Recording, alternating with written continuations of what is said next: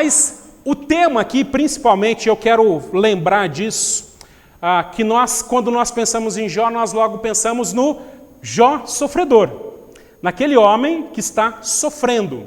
Mas nós vamos corrigir essa visão do livro de Jó, porque agora nós vamos observar que o próprio Jó agora tem esse Deus que ele agora vê, com base no último capítulo do seu livro. Depois de passar tudo aquilo, Jó chega à conclusão do seguinte: eu te conhecia só de ouvir, mas agora os meus olhos veem.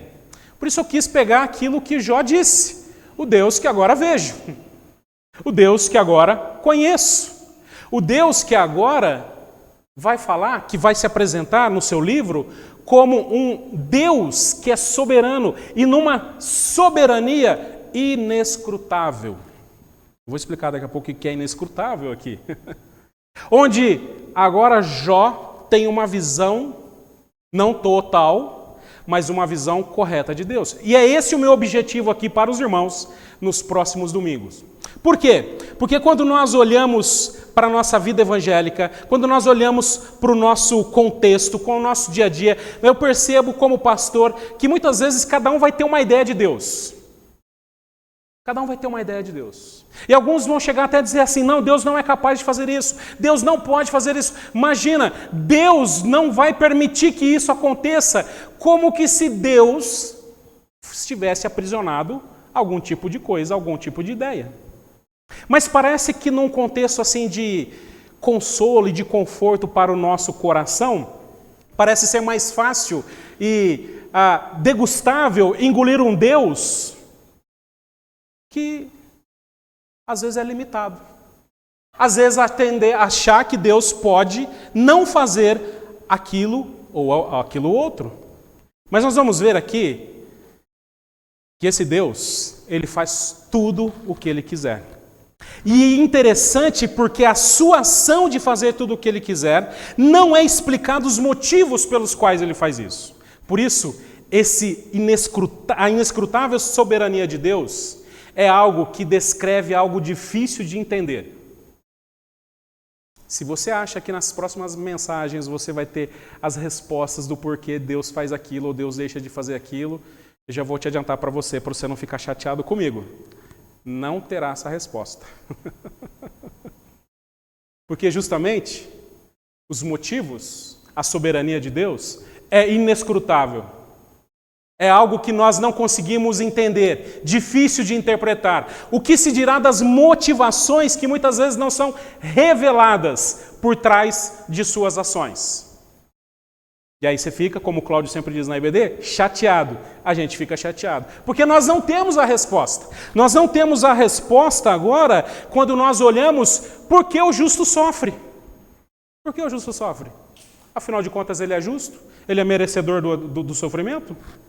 Por que o justo sofre? Porque você, ó justo e justa, faz tudo certinho e ainda sofre. Por quê? Porque o sofrimento atinge quem não faz nada de errado. Olha só. É interessante que às vezes você não faz nada de errado, mas dá tudo errado. Já viu isso? Não faz nada de errado. Eu segui os preceitos do Senhor. Eu fiz tudo aquilo que foi ordenado e mesmo assim a coisa está dando errado. Porque a justiça do sofrimento sobre quem é justo? Afinal de contas, o sofrimento é injusto? Será que o sofrimento é injusto? Qual a razão de Deus em permitir o sofrimento e o mal sobre a vida daqueles que são justos? Qual a motivação, critério, qual o plano de Deus para isso? Deus mostra isso? Temos a resposta muitas vezes? Não. E nós vamos ver, por exemplo, em Jó, porque Satanás estava na presença de Deus. Como pode esse Deus Santo permitir em sua presença alguém tão abominável como Satanás? Esse Deus soberano. Mas ainda assim, diante de uma soberania inescrutável, que nós não entendemos. Por isso, irmãos, eu quero que você, nesses próximos domingos aqui, abra o seu coração para isso. Talvez você vai se chocar com a pessoa de Deus. Talvez, como eu aqui, quando olho para o livro de Jó, começamos a justamente ficar chocados como Deus pode ser assim, conforme o meu padrão limitado, moral, como que se eu pudesse ditar as regras daquilo que Deus deve ser. E é para isso que o livro existe. O livro vem justamente para nos chocar, para justamente trazer agora esse entendimento maior que não entendemos de Deus. Porque a soberania é inescrutável. Nós vamos, por exemplo, observar que essa visão de Deus sobre alguns personagens do livro de Jó também são equivocadas, assim como nós temos. Por exemplo, quando você olha para Jó, a visão sobre Deus e o seu sofrimento é que o injusto, ele vai questionar que é injusto o sofrimento do justo. Constantemente você vai ver nos discursos de Jó que ele agiu certo, e de fato nós vemos isso, que ele é um homem justo, correto, e que às vezes é injusto da parte de Deus que um justo sofra. Ele vai questionar isso, ele vai lembrar disso. Ele vai trazer isso num contexto, inclusive depois se arrependendo no final do livro, dessa própria compreensão do próprio Deus. Deus está sendo injusto comigo. Você já pensou assim? Poxa, eu sou um homem segundo o coração de Deus. Eu sou um homem reto diante de Deus. Sofri o que estou sofrendo. Deus está sendo injusto. Mas no final do livro, olha, eu já dando spoiler aqui, né? Ele vai se arrepender desse entendimento sobre Deus. Aí tem os amigos, o que a gente chama, não é amigo da onça, tá bom? Eu ia falar. Os amigos de Jó que vieram para consolar Jó, mas justamente agora com uma visão errada também sobre Deus e sobre o sofrimento. Por exemplo, Elifaz traz uma visão mística de que o sofrimento de Jó é temporário. E quando Jó então expor os seus pecados ocultos, ele restaurará a sua vida. Jó, você tem pecado oculto. Você precisa agora analisar, fazer agora uma autorreflexão sobre aquilo que você está fazendo, algo que só você sabe no seu coração, confessa a Deus. E eu te garanto, quando você fizer isso, simplesmente o seu sofrimento vai acabar. Uma visão como se fosse um passe de mágica, como se fosse uma pílula mística e que você toma e o sofrimento desaparece. Mas Jó estava em pecado? Era esse o problema? Mas essa era a visão de Elifaz. Por exemplo, quando nós vemos Bildade sobre a sua visão de Deus e o sofrimento, ele vai ter uma visão agora tradicionalista, de que Deus é justo em retribuir com o sofrimento na proporção justa de cada pessoa. Ele vai dizer assim, olha, Deus está sendo justo com o seu sofrimento. Inclusive, você só não morreu como seus filhos por causa dessa justiça de Deus, porque o pecado dos seus filhos eram maiores do que o seu. E Deus ainda preservou a sua vida, porque eles mereceram a morte. Esses eram os amigos que estavam consolando Jó. Porque Jó, Deus retribui com sofrimento e justiça na proporção do pecado de cada pessoa.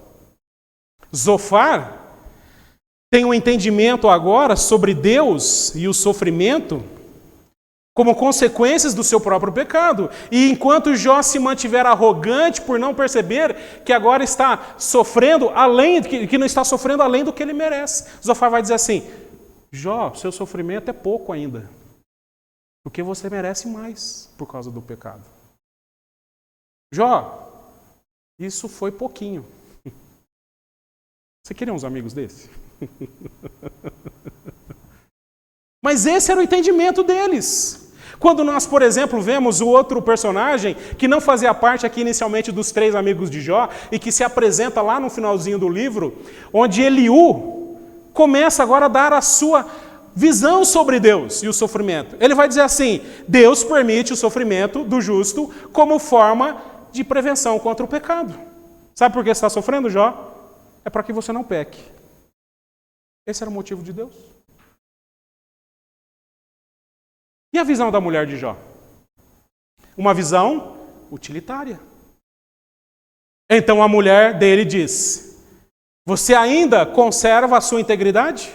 Amaldiçoa a Deus e morra. Para a mulher de Jó, Se eu estou sendo justo e Deus não está cooperando comigo, então, simplesmente, abandono a justiça e abandono esse Deus. Porque esse Deus não serve para nada. Numa visão utilitária de Deus. E é assim que muitas vezes as pessoas traçam essa visão sobre Deus, principalmente em meio ao sofrimento. Quando é que as pessoas mais pensam sobre Deus? Quando é que as pessoas mais pensam sobre Deus? Enquanto estão sofrendo. Quando as pessoas param a sua vida, é interessante porque eu faço muito, é difícil isso, mas a gente faz muito funeral, né? Mas as pessoas acabam percebendo mais, ouvindo mais sobre Deus, tentando achar uma resposta sobre Deus, principalmente no momento de luto, de funeral e de dor da alma. E ali você tem várias motivações, vários entendimentos, várias coisas sobre Deus e cada um tentando fazer essa colcha de retalho, excluindo esse Deus da Bíblia. É interessante que o próprio apóstolo Paulo vai descrever nesse ministério sofrido que ele teve, e ele teve um ministério de muito sofrimento. Ele vai dizer assim: ó profundidade da riqueza, tanto da sabedoria como no conhecimento de Deus. Quão inexplicáveis são os seus juízos e quão insondáveis são os seus caminhos, pois quem conheceu a mente do Senhor? Ou quem foi o seu conselheiro? Ou quem primeiro deu alguma coisa a Deus para que isso lhe seja restituído? Porque dele, e por meio dele, e para ele são todas as coisas. A ele seja a glória para sempre. Amém. Paulo sofreu? Paulo amava a Deus, Paulo servia a Deus, Paulo justamente foi o precursor de um chamado onde Cristo chama a pregar gentios, mas Paulo sofreu inúmeras vezes. E muitas vezes Paulo questionava justamente, trazia ao seu coração isso, mas no final ele chega à conclusão: ó profundidade da riqueza, tanto a sabedoria quanto conhecimento de Deus. Inexplicáveis são os seus juízos. Insondáveis são as suas motivações, os seus caminhos. Inescrutáveis são os caminhos do Senhor. Por isso nós vamos observar aqui esse Deus que agora Jó conhece. Que agora Jó passa a ver. Que agora Jó passa a entender. E aqui, irmãos, espero que depois de tantos anos de conversão, tantos anos de caminhada cristã, você possa assim também abrir a sua mente e o seu coração a esse entendimento de Deus. Um Deus soberano, onde a sua soberania é inescrutável. Onde esse Deus não está dentro da nossa caixinha, do que eu acho que ele pode ou não pode fazer.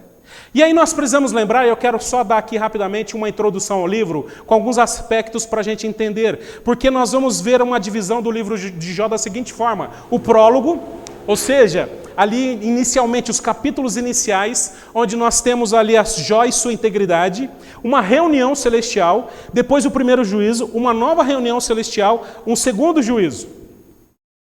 Esse é o prólogo do livro. Que aí nós vamos, nesses próximos domingos, trabalhar também sobre isso. Depois nós vamos observar aqui os diálogos, onde nós temos 3 ciclos de discurso entre argumentos e respostas de Jó, Elifaz, Zofar e Bildade, incluindo depois o discurso de Eliú e o discurso do próprio Deus. Nós temos 3 ciclos desses discursos. Um levanta, fala, Jó responde. O próximo levanta, fala e Jó responde. O terceiro levanta, fala, Jó responde. E aí volta esse ciclo novamente. E assim vai, o livro fazendo esse ciclo. 3 vezes nós vemos esse ciclo. Até que, por exemplo, Eliú se levanta, fala, e depois nós vemos a própria voz de Deus falando disso tudo. E depois nós temos o epílogo, a conclusão. Nós vamos tentar trabalhar um pouco essa divisão aqui. Ok? Mas hoje eu quero começar aqui falando sobre esse prólogo, onde nós vemos aqui a integridade do homem e a inescrutabilidade da soberania de Deus. Porque nós vemos agora, em Jó capítulo 1, versículos de 1 a 5, a seguinte descrição sobre Jó. Jó capítulo 1, versículos de 1 a 5. Havia um homem na terra de Uz, cujo nome era Jó. Este homem era íntegro e reto, temia a Deus e se desviava do mal. Nasceram-lhe 7 filhos e 3 filhas. Tinha 7.000 ovelhas, 3.000 camelos, 500 juntas de bois e 500 jumentas. Também tinha muitíssima gente ao seu serviço, de maneira que este homem era maior que todos do Oriente. Os filhos dele iam às casas uns dos outros e faziam banquetes, cada um por sua vez. E mandava convidar as suas 3 irmãs, e comeram e beberem com eles. E quando os encerrava o ciclo de banquetes, Jó chamava os seus filhos e os santificava. Levantava-se de madrugada e oferecia holocausto segundo o número de todos eles. Pois Jó pensava assim: talvez os meus filhos tenham pecado e blasfemado contra Deus em seu coração. E Jó fazia isso continuamente. Quando nós olhamos para esse prólogo, nós precisamos lembrar agora que é uma introdução desse personagem, onde vai agora entrar e tentamos harmonizar todo esse personagem, toda essa integridade, esse homem de Deus, em relação à inescrutabilidade da soberania de Deus. Primeiro nós precisamos lembrar que a região ali que... Eu quero só trazer algumas informações para a gente contextualizar aqui para os irmãos. A região em que provavelmente Jó viveu, é essa região ali ao sul de Israel, tá bom? Ao sul de Jerusalém, muito provavelmente ali próximo do deserto da Arábia, tá? Interessante porque Jó ele não era um judeu, tá bom? Jó não era um judeu. Ele não era alguém que estava, inclusive, dentro desse contexto agora da nação de Israel. Ele não era da Palestina, mas ele vivia justamente a sudoeste aí da Palestina, provavelmente na região da Arábia ali. É interessante porque Eusébio vai descrever aqui que nessa narrativa, né, quando nós vemos tudo isso, Eusébio vai dizer que provavelmente Jó viveu aí no período de Isaac. Onde ele vive aqui, onde ele nasce, né, viveu 1.800 anos antes de Cristo e 600 anos após o dilúvio. Ou seja, Jó é colocado dentro de um contexto do período patriarcal, antes mesmo de Moisés. Antes mesmo de toda a lei ser instituída. E nós vamos observar que Jó viveu muito tempo. Por exemplo, apesar de tudo aquilo que ele sofreu, no final do capítulo 42, versículos 16 a 17, vai dizer que Jó viveu 140 anos. E viu seus filhos e os filhos dos seus filhos até a 4ª geração. Lembrando que todos aqueles filhos tinham morrido, certo? Seus 7 filhos homens e 3 moças morreram. Tudo aquilo ele havia perdido. E no capítulo 42 nós vamos observar que Deus restitui em dobro os seus bens e dá a ele novamente outros filhos. Para você viver isso, você tem que ter muito tempo de vida. E se nós formos comparar aqui, é só um título de curiosidade, se, por exemplo, Deus deu em dobro isso, parece que Deus deu em dobro a vida dele, tudo aquilo que ocorreu na vida dele foi por volta aí dos seus 70 anos. Tá bom? Já velho. Idade. Para se aposentar.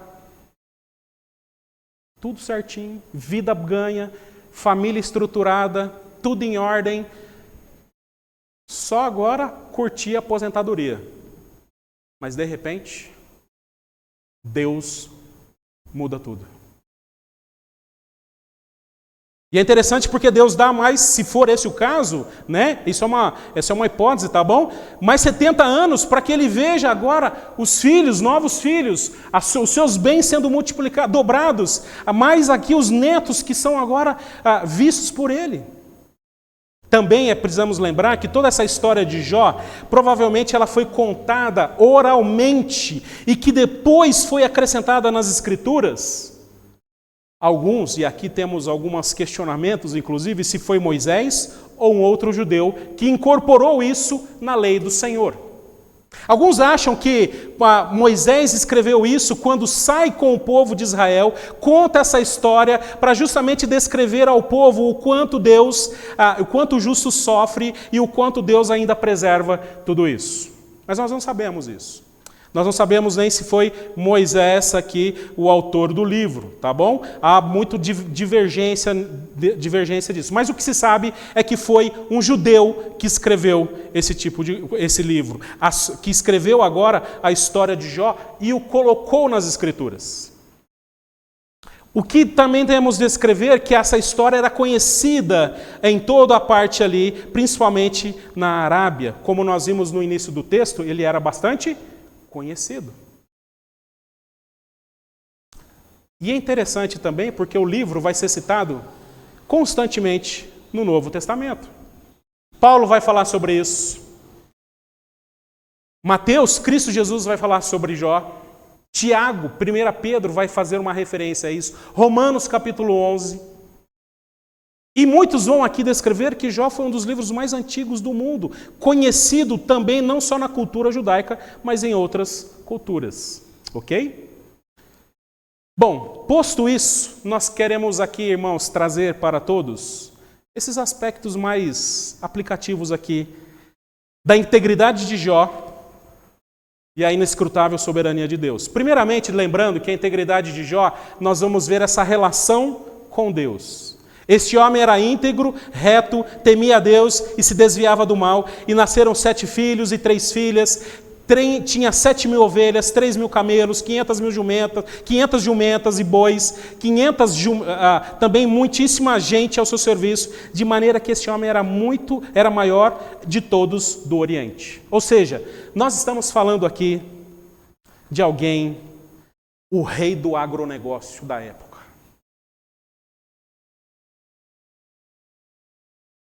Nessa época, o agro é pop.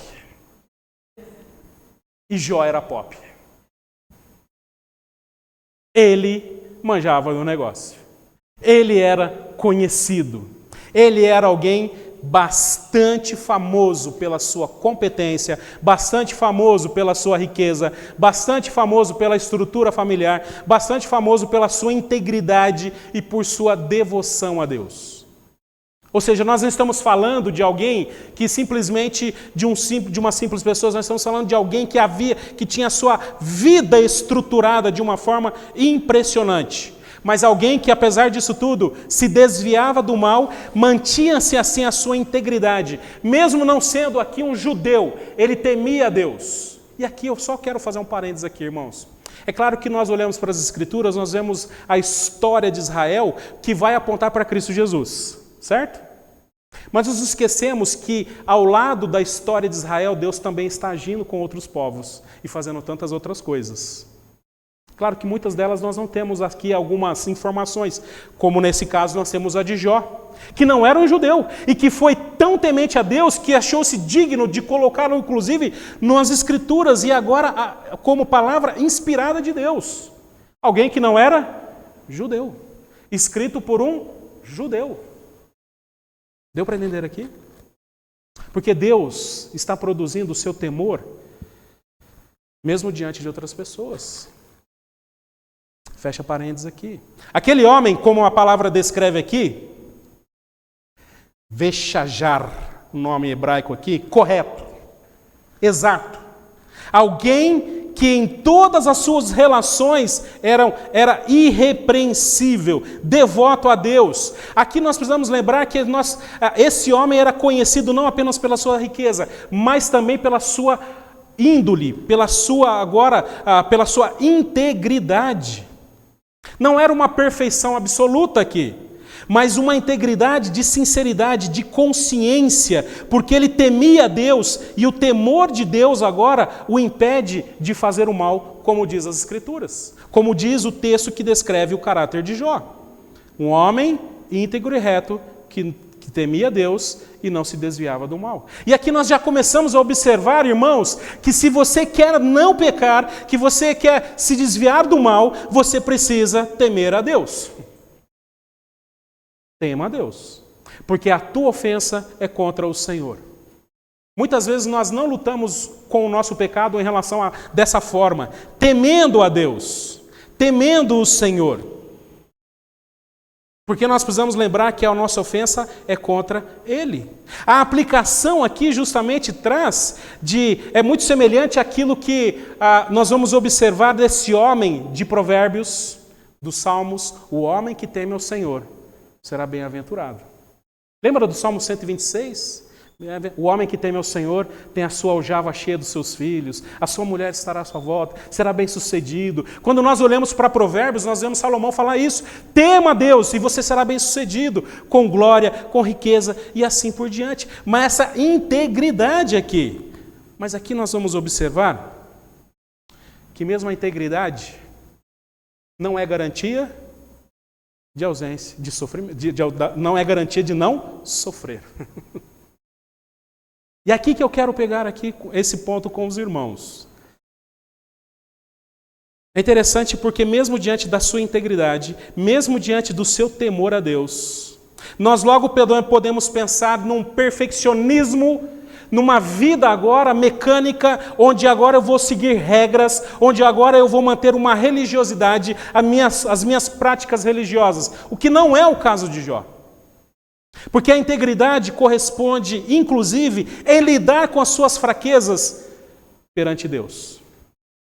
O íntegro reconhece diante de Deus os seus pecados. Ele chega temendo a Deus e diz para Deus: Deus, eu pequei.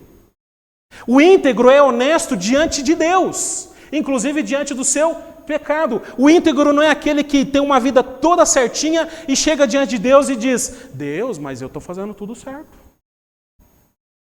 Perdoa e vai. Dá um desconto, afinal de contas eu sou pastor. Afinal de contas eu sou o João. Cadê o João? Tudo certo. Afinal de contas eu sou íntegro e reto. Deus, dá onde... Não, o íntegro, ele reconhece inclusive o seu pecado. Ele é verdadeiro diante de Deus. Ele não passa pano para o seu pecado diante de Deus. Ele não racionaliza o seu pecado. Ele trata com honestidade e verdade o seu pecado diante de Deus. Por isso eu entendo aqui que ele é íntegro e reto. Não alguém que é perfeito, não alguém que não comete pecado, não alguém que agora, diante dessa família perfeita, agora vai colocar a família no Instagram. Olha que família perfeita essa família de Jó. Como Jó é pop. Oh, que família! Esse homem é perfeito. E sai lá. Se tivesse Instagram, o Instagram do Jó ia ter milhões de seguidores. Mas não era esse o objetivo. Ele era íntegro e reto, porque seus pecados e incoerências eram tratados com humildade e arrependimento diante de Deus. Porque existem, inclusive, irmãos, aqui, nós precisamos lembrar, e é o que eu gosto de lembrar, de dois personagens. Davi e Saul. É impressionante porque quando você olha para a vida de Saul, comparado à vida de Saul não era alguém tão ruim assim, não. Afinal de contas, Saul não roubou a mulher de ninguém, pelo menos é o que a gente sabe lá no texto. Saul não aprontava coisas como Davi aprontava, que tinham várias mulheres. A família de Saul era invejável. Quem não queria ter um filho como Jonatas? Lembra de Jonathan? Amigo de Davi? Mas ainda assim Davi era o homem segundo o coração de Deus. Deu para entender isso? Porque quando Saul era confrontado, e a gente vai olhar para o livro lá, irmãos, ele simplesmente menosprezava a confrontação. Ele dizia, não, mas foi por causa do outro. Ele, naquele orgulho, na sua arrogância, ele achava que apenas uma vida corretinha, fazer o que é certo simplesmente era o suficiente. Mas ele racionalizava o seu pecado. Mas quando Davi pecava,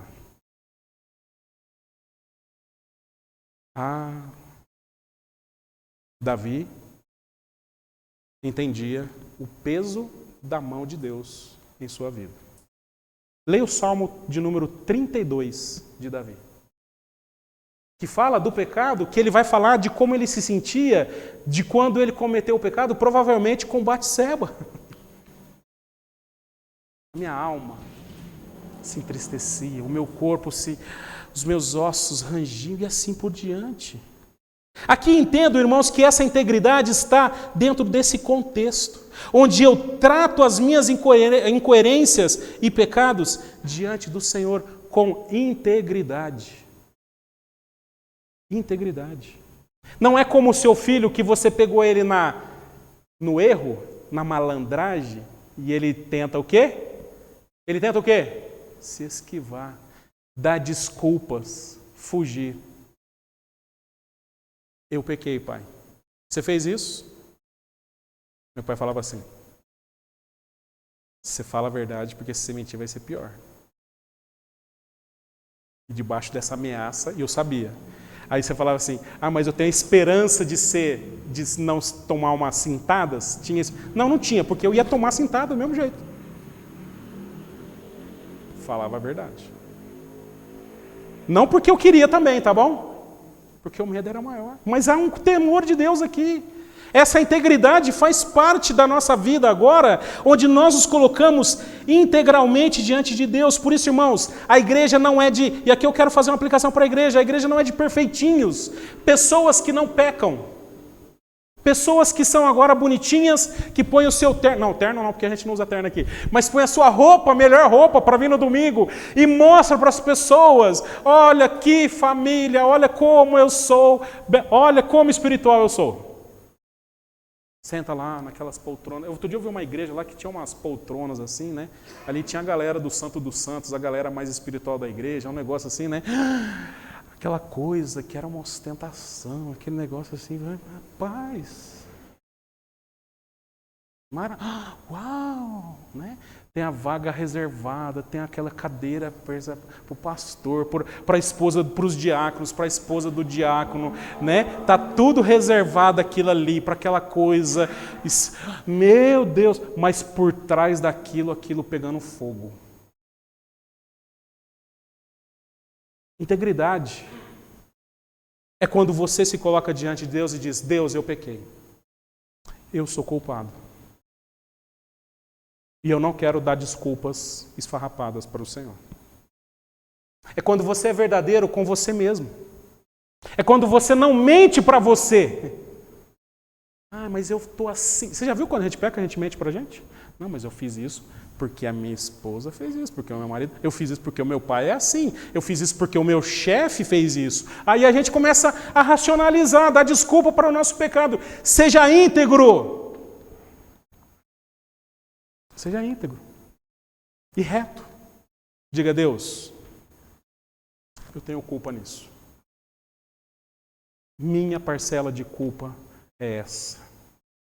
E Jó era íntegro por causa disso. Jó, nós vamos observar que essa integridade de Jó, também no trato com os seus filhos, nós vamos observar assim: os 7 filhos, os filhos iam de casa em casa uns com os outros, uns aos outros, e faziam banquetes, e cada um por sua vez, e mandavam convidar as suas 3 irmãs, comerem e beberem com ele. E quando se encerrava o ciclo de banquetes, Jó chamava os seus filhos e os santificava. Levantava-se de madrugada e oferecia holocausto segundo o número de todos eles. Pois Jó pensava assim: talvez os meus filhos tenham pecado e blasfemado contra Deus em seu coração. Quando nós olhamos para isso, nós vemos Jó e sua sinceridade, alguém reto diante de Deus, também inclusive com relação aos seus próprios filhos. Porque esses filhos, diante do festejo, diante da celebração, aqui talvez fosse alguém o aniversário, poderia assim, porque não descreve muito o que eles comemoravam, mas fato é que havia aqui festa para chuchu. Cada um, imagina só. Se era uma semana, se vamos pensar assim, que se fosse só uma semana, né? Era uma semana só de festa. Hoje vai ser na casa do Zezinho. Amanhã na casa do Joãozinho. Amanhã na casa... E assim vai. Festa. E era festão. Festão. E chamava as irmãs, celebravam isso, banqueteavam-se, justamente mostrando aqui esse amor fraterno, esse amor familiar. Mas passados os dias dessa festa, Jó fazia algo impressionante. Ele chamava os filhos e os colocava diante de um ritual agora, onde ele oferecia sacrifícios e holocaustos ao Senhor em uma possibilidade de blasfêmia e pecado contra Deus. Filhos, vem cá. Vou te mostrar uma cena agora para você. Festejou? Estava boa a festa? Curtiu? Perfeito. Mas eu vou te mostrar algo. Vamos sacrificar esse bicho aqui? Eu fico imaginando os adolescentes, os jovens vendo hoje, né? A cena hoje. Não vai ver. Você já viu galinha matar galinha? Ai, pastor. Eu tenho um trauma. Vou falar. Tenho um trauma disso. Meu pai, a gente criava pintinho em casa, galinha, tinha um monte que dava lá, criava as galinhas. E eu peguei um amor por aqueles pintinhos. E eles foram crescendo. Eu ia lá, Joanes, limpava o galinheiro, tirava aquele cocô, limpava, e aí não sei o quê. Tá? E foram crescendo, né? E eles ficaram grandões, assim, bonitões, né? Até que num belo sábado, cheguei em casa, tava jogando bolinha na rua, um monte de franguinho jogado no chão morto. Meu pai falou assim, William, tá muito grande, nós vamos agora fazer uma galinhada. Pronto, estou traumatizado até hoje.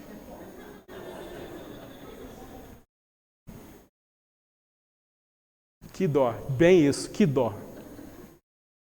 Mas meu pai não estava sacrificando por causa do meu pecado.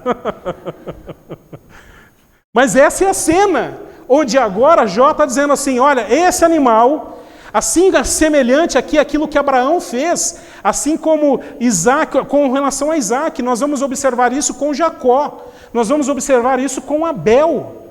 Ou seja, com Noé, nós vamos observar que essa era uma prática não apenas da família escolhida por Deus para ser uma bênção entre todas as nações, mas agora desses que também temiam a Deus. Filho, vem cá. Pai, eu não quero ver. Você vai ver. Você vai ver. Porque esse inocente está morrendo pelo seu pecado, ou a possibilidade do seu pecado. E sabe para que isso aponta?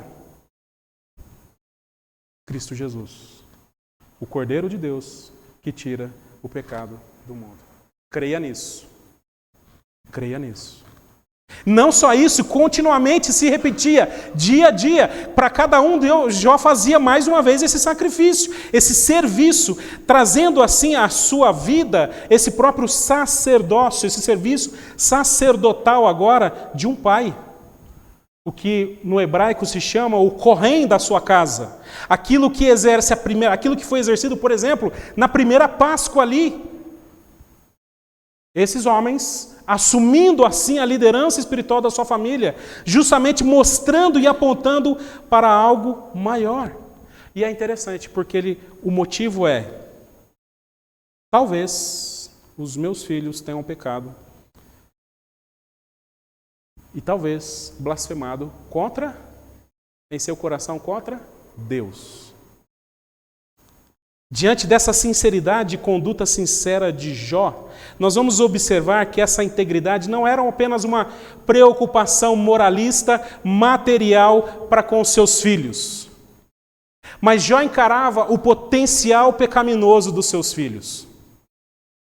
Jó encarava, olha, vai que no coração deles ele ofendeu a Deus. É interessante porque a paternidade aqui não cega a visão de Jó, a sua vida boa, a sua família abençoada, não cega a visão de Jó com relação ao pecado dos seus filhos. Ele não é um inocente, ele não é bobinho. Eu amo você, meu filho, minha filha, você é uma bênção, a nossa família é uma bênção. Mas Jó encarava o potencial pecaminoso, transgressor dos seus filhos. E logo os dirigia para Deus em Cristo, por meio desse sacrifício, apontando para Cristo Jesus. Jó não menosprezava o coração, o potencial de um coração pecaminoso dos seus filhos. E colocava eles diante do sacrifício, mostrando, olha meu filho, se você pecou, o seu pecado está sendo agora justamente trazendo aqui esse inocente morrendo pelo seu pecado. Lembre-se disso. E aqui, irmãos, é um ensino impressionante. dessa integridade de Jó, onde agora ele mostra e entende e reconhece aqui que seus filhos são potenciais pecadores. Diferente muitas vezes do que a gente vê hoje, de pais achando que os seus filhos, não só hoje, mas a gente vê isso até nas escrituras, de pais achando que os seus filhos não pecam. Eles são bonitinhos? Sim ou não? Fofinhos. Meu filho, gatinha, minha filha, que lindinho. Mas tem um coração pecaminoso. Tem um coração em que Cristo teve que morrer para perdoar os seus pecados. Quer ver uma coisa? Professoras aqui presentes, vocês sabem o que eu vou falar aqui. Quem conhece de fato o seu filho não é você, pai e mãe. Pergunta, apesar que a gente não quer ter essa conversa com a professora. Quer ficar na ignorância. Pergunta mas se você tiver coragem, fala lá na escola, pergunta para a professora, como é que é o meu filho aqui na escola? Se você tiver coragem, pergunta para as professoras lá embaixo do Ministério Infantil, do culto infantil, da EBD, como é que é o meu filho se comporta aqui na igreja? Quer ter essa coragem? Porque muitas vezes nós nos cegamos com a paternidade e a maternidade e achamos que agora esses santinhos, de fato, são santinhos e que não ofendem a Deus. Quer ter coragem? Mas não vai brigar com as professoras, tá? Tá bom? Senta e escuta. Obrigado, pro. Senta e escuta. Não é para ir lá brigar, tirar. Certo, turma? As professoras aí, certo? Sobre a professora? Certo, Rosane? Não é para ficar brigando com a Norimar, não é para ficar brigando lá com a pro. Porque ela vai chegar e falar assim, pai, o seu filho aqui na escola. Passa o rodo, passa um rabo de arraia nos moleques aqui. Passa rasteira nos outros. Não para de falar. É inquieto, desobediente, fala palavrão. Meu bonitinho fala palavrão. Imagina, ele não aprendeu isso em casa? Ele não sabe. Quem ensinou isso para ele? Quem mostrou? Meu filho fazendo isso? Tem coragem de ter essa conversa? Jó sabia disso. Os seus filhos, apesar de gente boa, uma família abençoada, essa integridade não cegava aqui a visão de Jó. Agora, irmãos, qual a implicação disso tudo? Qual a implicação dessa integridade do homem e a inescrutabilidade da soberania de Deus em relação a tudo isso aqui? Porque nós vamos observar, e nós não vamos entrar no texto hoje, nós vamos entrar na próxima semana no sofrimento de Jó. Onde Jó perde a sua família. Onde Jó perde os seus bens. Onde Jó perde inclusive a sua fama. A sua fama de abençoado passa a ser de amaldiçoado. Da noite para o dia, tudo muda. Simplesmente desaparece tudo aquilo. E nós vamos observar agora que mesmo a integridade familiar, mesmo a integridade de Jó, ainda assim isso não é um penhor para vindicar diante de Deus a isenção quanto ao sofrimento. Eu vou repetir, que mesmo essa vida boa, essa vida temente a Deus, essa vida familiar, esse temor a Deus, isso não é penhor para vindicar diante de Deus a isenção do sofrimento. A integridade sacerdotal de Jó não livra os seus filhos do próprio juízo de Deus. Deu para entender? A integridade de Jó não livra agora da miséria onde Jó perde tudo. Onde agora, muitas vezes, corremos o risco de achar que se estamos assim, tão abençoados, tão perfeitamente diante do propósito de Deus, não é possível Deus determinar qualquer tipo de coisa contra mim. Não é possível passar por isso. Não é possível agora que eu vá viver problemas se a minha vida é uma bênção e eu sou uma bênção para Deus. Inclusive pessoas vão usar disso como garantia, dizendo assim, Deus, olha, eu vou na igreja, eu sou fiel, Deus, eu sou uma pessoa que tem os meus filhos nos caminhos do Senhor, eu sou um homem temente a Deus, e de fato é. Mas jamais você vai poder usar isso contra a vontade de Deus para privá-lo de sofrimento. Ou para questionar Deus sobre isso. Você jamais vai poder se orgulhar daquilo que você faz e que simplesmente deveria fazer. Quando nós olhamos para a nossa vida cristã, nossa vida com Deus, nós vamos observar, irmãos, que aquilo que nós fazemos é privilégio, é graça de Deus, mas ele jamais pode ser usado numa chantagem emocional contra Deus e dizer assim: Deus, tem misericórdia de mim, porque olha, eu sou tão bom. Me livra do desemprego, me livra do problema financeiro, me livra desse problema de saúde, porque eu sou bom. E de fato você é. Mas isso não vai te dar agora garantias? Ou você não vai poderá usar isso para reivindicar uma mudança nos planos soberanos de Deus? Não pode. Não pode usar isso como fato agora de de não ser justo o seu sofrimento, porque você agora é um homem e uma mulher de Deus. Você não vai poder usar isso agora como alguém que quer um tapinha nas costas, se livrar dos problemas. Eu gosto muito desse texto de Lucas capítulo 17, versículos de 6 a 10, onde o Senhor Jesus está falando sobre a fé com os discípulos. Ele vai dizer assim: aos que o Senhor respondeu: se vocês tivessem a fé como um grão de mostarda, diriam a esta moreira: arranque-se e transporte-se para o mar, e ela obedeceria.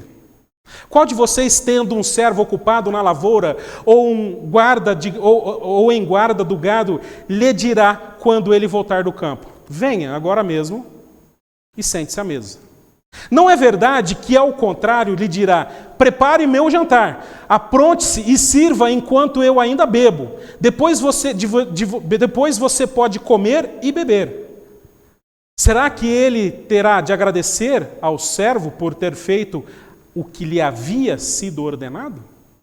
Assim também vocês, depois de terem feito tudo o que lhes foi ordenado, digam: somos servos inúteis, porque fizemos apenas o que deveríamos fazer.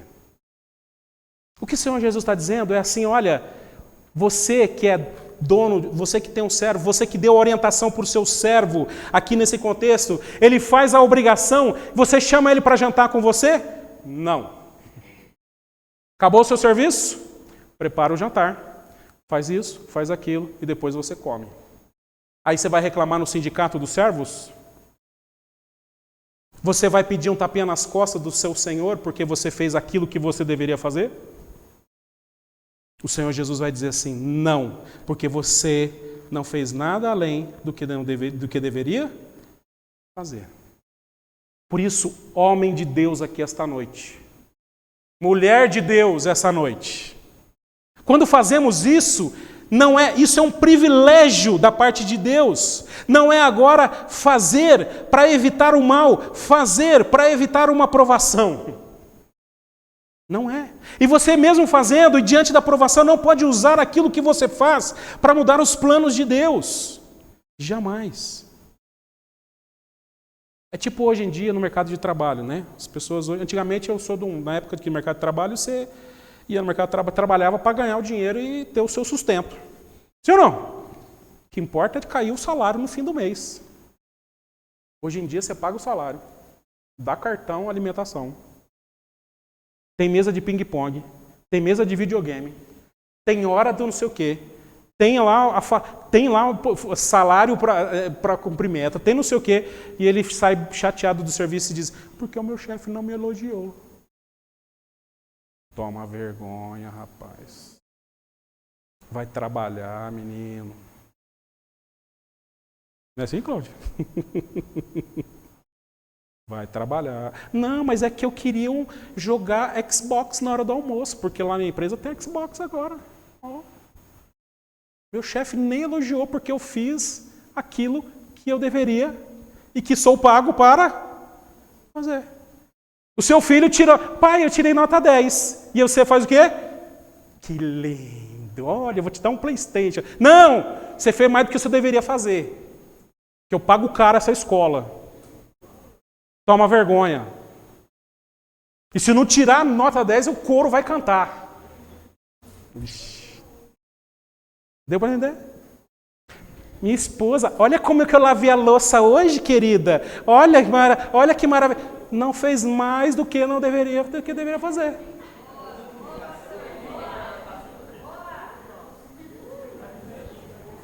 Você quer o quê? Um tapinha nas costas? Coitada da mulher, tá lá, se matando lá. E você... Pronto. Deu para entender?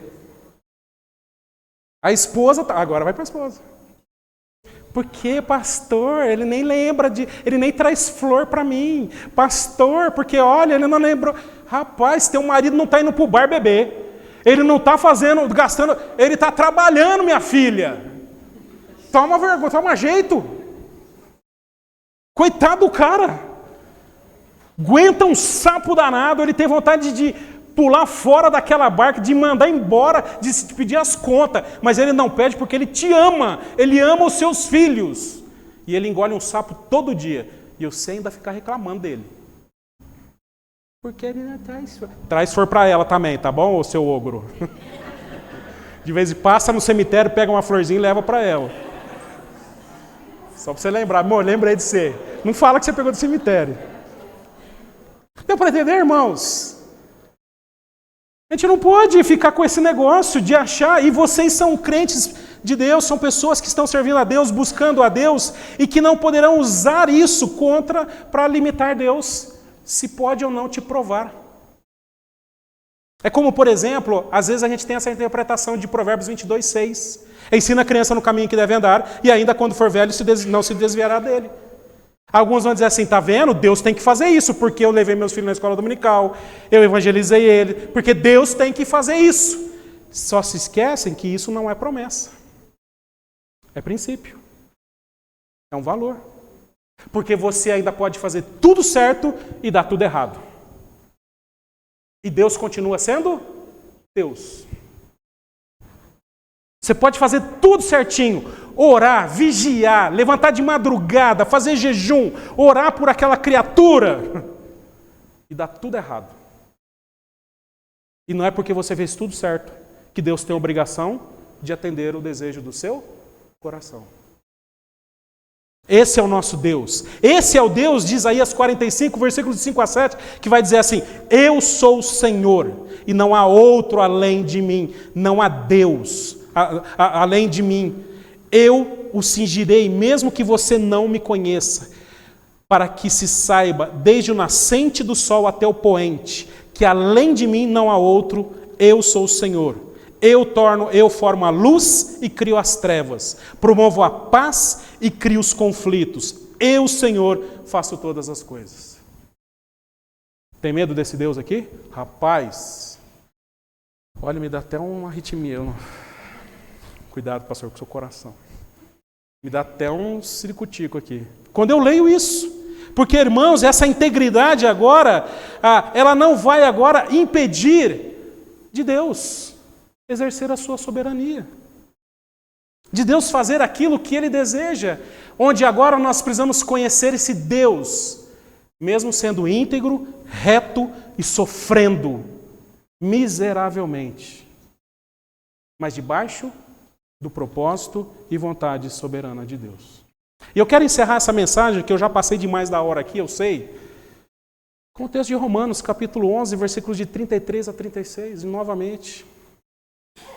Quem conheceu a mente do nosso Senhor? Quem foi seu conselheiro? Quão insondáveis são os seus juízos, os seus caminhos? Esse é o nosso Deus, que vivemos debaixo, inclusive, das tribulações. Pastor, eu queria saber. Para que você quer saber? Ou você confia nesse Deus, ou você vai viver um caminho de incredulidade.